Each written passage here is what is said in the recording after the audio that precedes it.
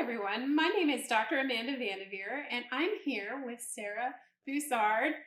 She is a clinical social worker with UPMC Western Maryland. And I want to thank you today, first of all, for coming in. We really appreciate you coming in. My pleasure. Thank you for having me. Yep. And Sarah is going to be talking about self-harm today. So there's a lot of perceptions about self-harm being about like attention seeking or about preparation for suicide attempts. Can you explain what self-harm is really about to us? Absolutely.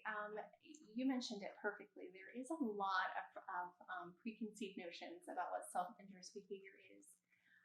First of all, I think it's really important to define what that is. Yeah.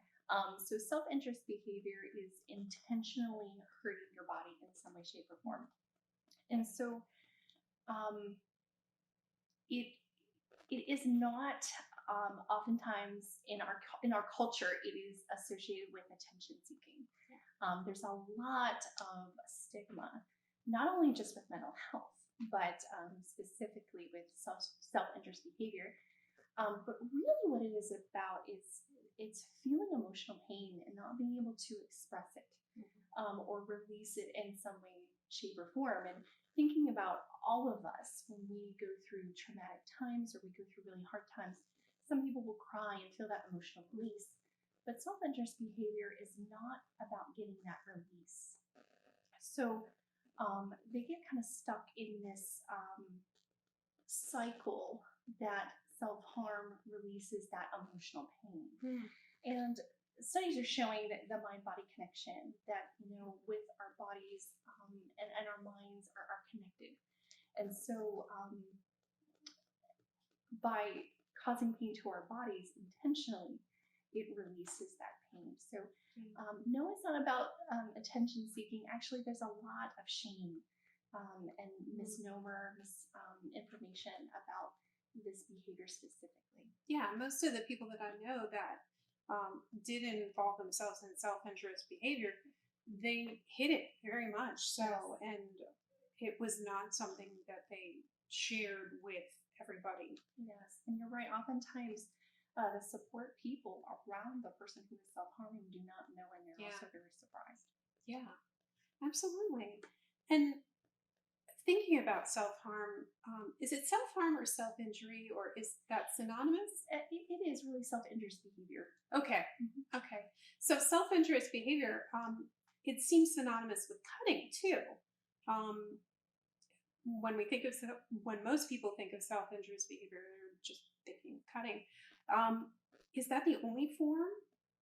No. Studies are showing that cutting can be the most common expression of self-injurious behavior. And when I say studies, that's also a little bit of a talking point as well, because as we mentioned before, self-injurious behavior is something that's hidden. So it's really hard to really do research and get accurate statistics on how it's presented. But cutting is the most common expressed form reported. But there are other kinds. There's burning, self-burning. There is picking one's hair or hair pulling in order to feel pain. There is ingesting of toxic chemicals. Now, not enough to be, lethal, but sometimes people will do that in order to feel sick or to feel pain even internally. So there are different expressions of self-injurious behavior, but those are just a few. Wow.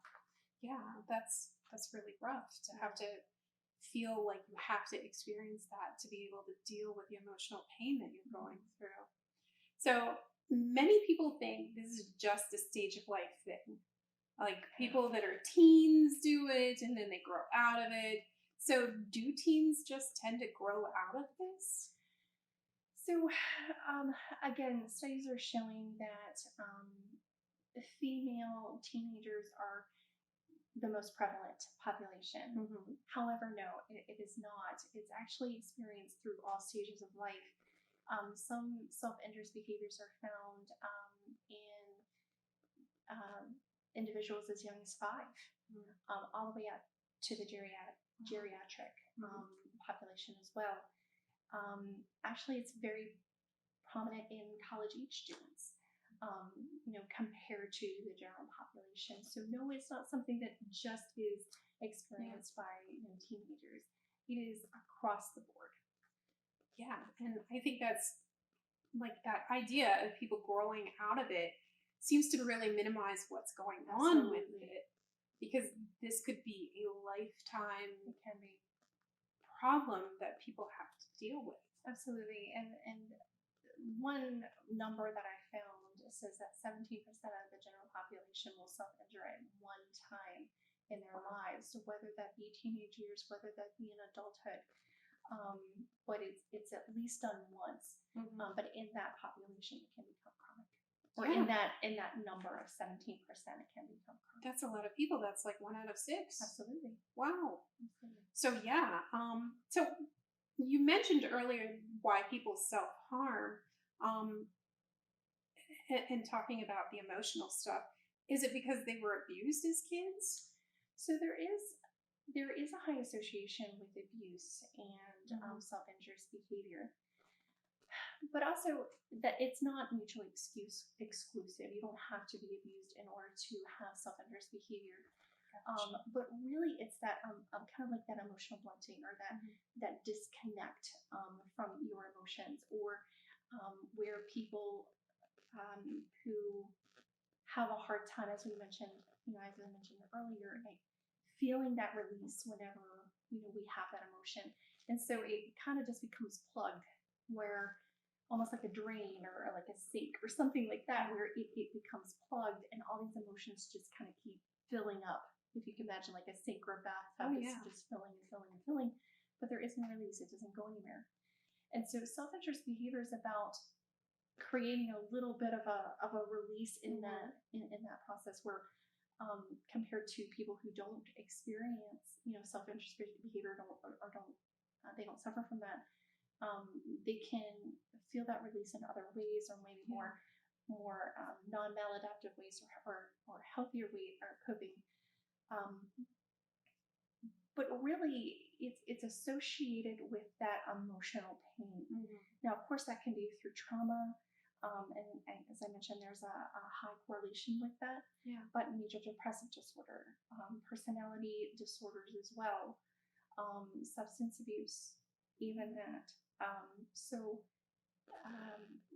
I think that's one of the stigmas about it, is that you must have been abused, you're hiding something. Well, really it's not. It's just needing to feel that emotional release, and whatever the precursor is for that. And I've talked to people that have involved themselves in self-injurious behavior, and they describe it to me as the physical pain actually feels a lot better than the mental pain. And that's because I can understand that. I've been in some situations where I've lost someone, or there's been something tragic gone on in my life, and we all have tragic stuff that happens in our lives.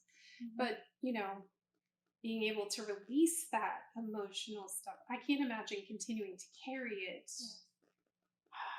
That would be a lot to handle. So when people are doing self-injurious behavior, they're actually looking for an escape from that emotion?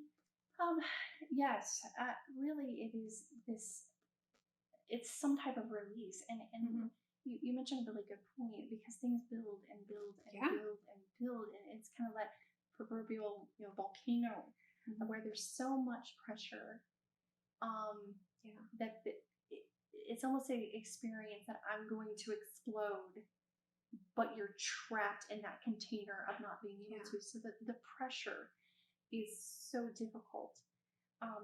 And so when people are self-injuring, it's that release of feeling that emotional pain. But also it could be from a lot of different things. It could be from stress, right? It could be from, depression. And oftentimes it's all mixed together. So I also want that to be clear as well. It's not just depression pain causes this. Life. If somebody who is on a mental wellness path, Mm-hmm. and they may have depression, but they also might have anxiety, Right. and yet they might have work stressors. It's all culminated into that bathtub of emotions that we carry. And so it's release of everything that we experience while we are interacting with our environment. Yeah, life is a lot some days. It is. It really is. So you mentioned that self-harm is really common, and that at some point 17%. 17%, that's a lot. So, and it's more common, which populations is it more common in? It is more common with females, teenage females, but that is the most. I believe I mentioned with universities, but also it's really high in prison populations as well. Really? It is. Yes. Wow. I can understand that. Yeah. There's so many stressors with having the freedom stripped away. It's a very controlled environment. It's also a very unsafe environment. Yes. A lot of stressors in that environment when you bring a lot of people together.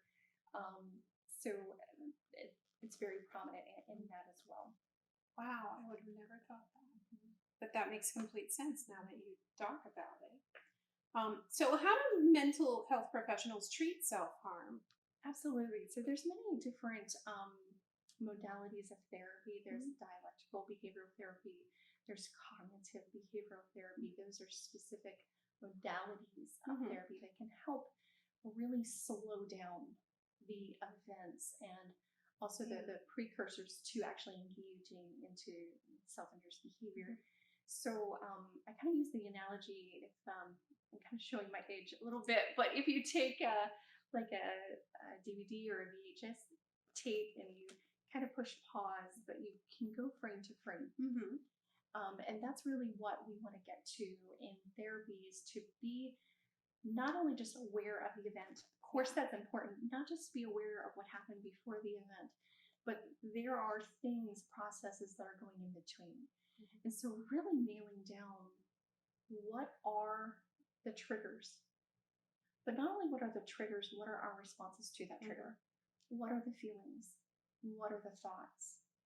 And developing awareness to what we tend to stuff. Again, what is an extra cup full in the bathtub of emotions that are just kind of getting trapped?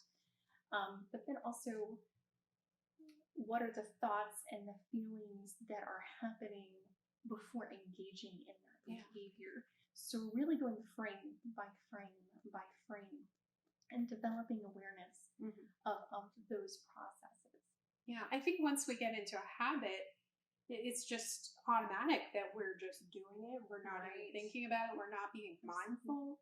And so being able to break it down second by second by second, how did this happen, has got to be important, not just for people that are going through this, but in general.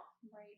And one thing about self-injurious behavior is that once people engage in that behavior, it is important to note that it is a coping skill. Yeah. It's a maladaptive coping skill because, again, there's consequences, scars on your body or getting sick, death, etc. Yeah. But it's something that escalates usually with chronic usage of the skill. So it is maladaptive, but regardless of maladaptive or healthy or not, it is a coping skill. People do what works. Yeah. And so once people with self-injurious behavior realize that they can get some type of release, that is a neural pathway that happens in our brain. It's very neurological as well. Yeah. So, and over time, it just reinforced and reinforced. So when people engage in that behavior, it works. It releases some of that and they do feel better. Right. However, it is just short-lived feeling better. And that's when oftentimes the shame comes. And oftentimes that emotional baggage, the emotional bathtub, oftentimes can get filled more. There's almost this recoil effect. Oh, so it gets worse after. It can actually get worse after repetitive time. Yeah. So this is something, some people would compare it to an addiction. Yeah.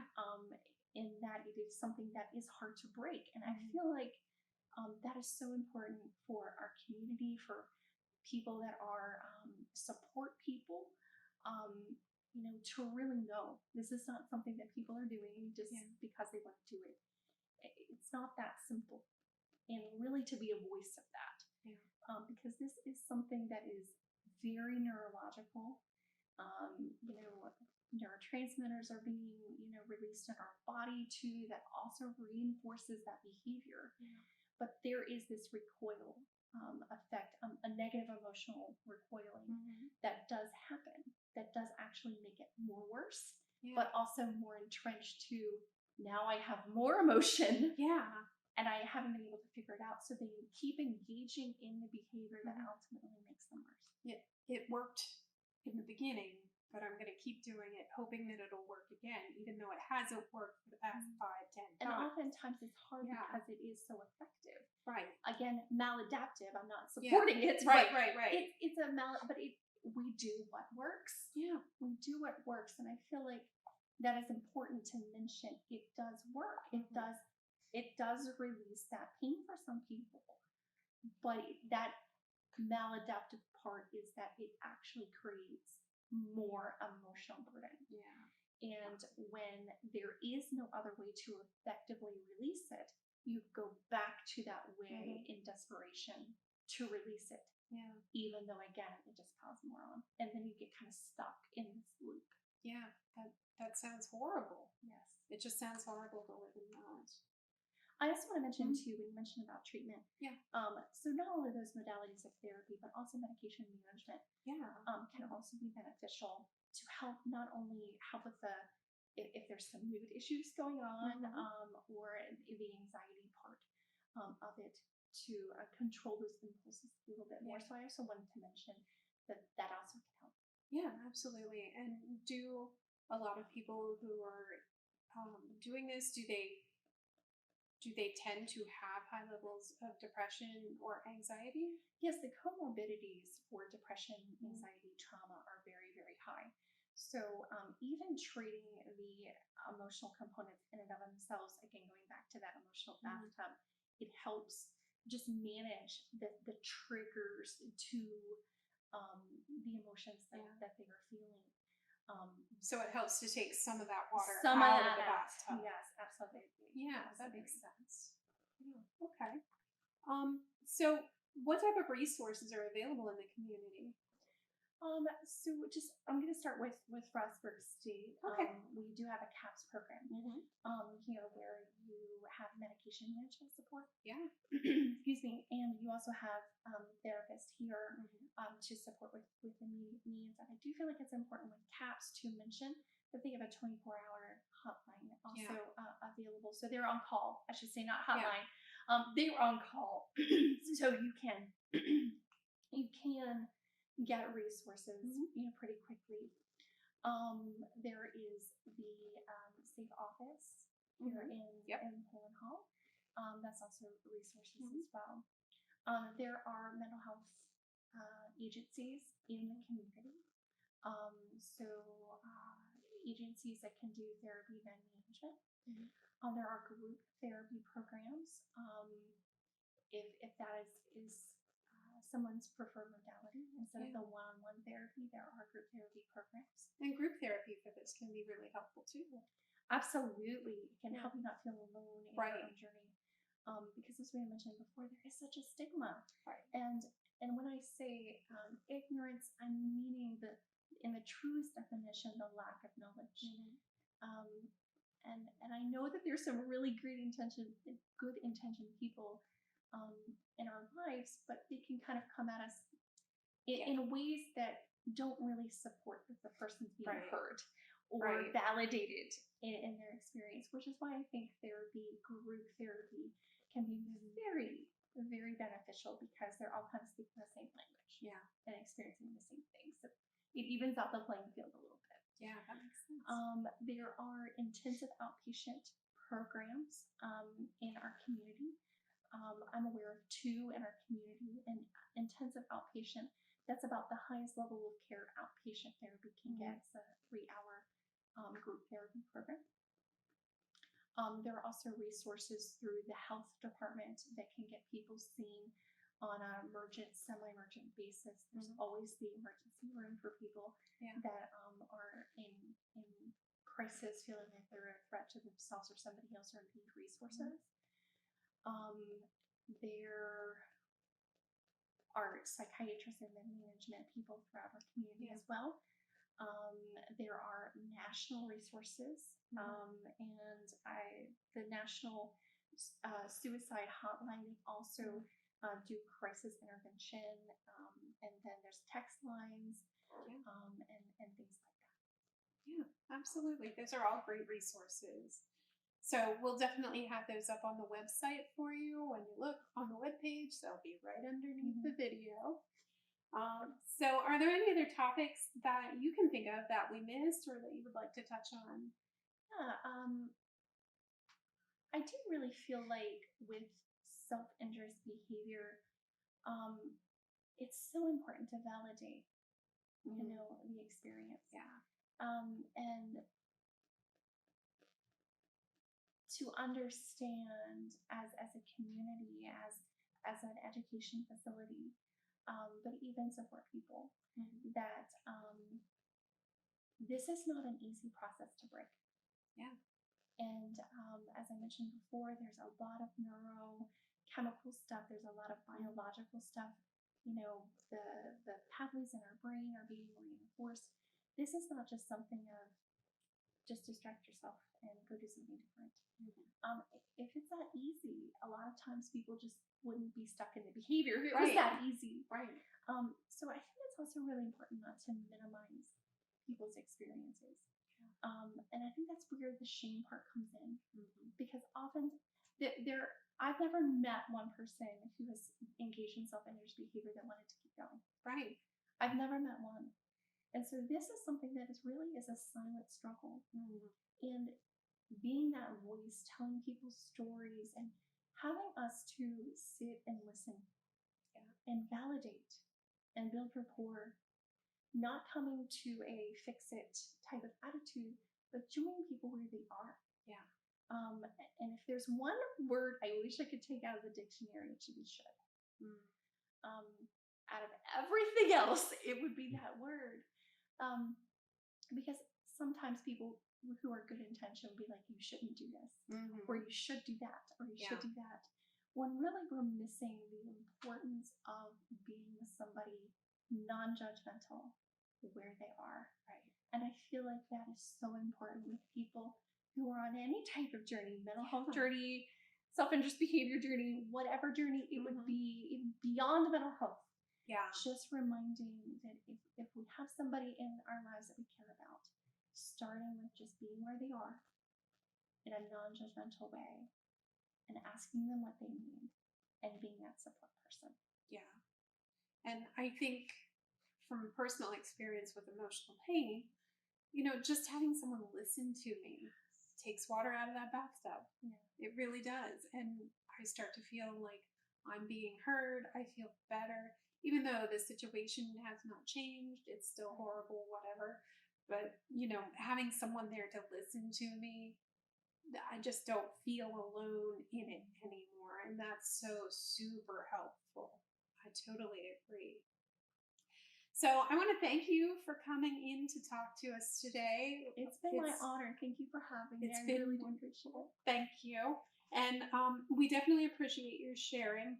And thank you, everyone, for listening. And please check out our other PAWSCasts. Have a great day. Thank you for being a part of our PAWSCast. This health and wellness podcast is brought to you by the Prevention Center and the Peer Education Network at Frostburg State University. If you would like more information about our programs, visit us in Pullen Hall 109 or call us at 301-687-4761. Or you could also send us an email at safeoffice@frostburg.edu.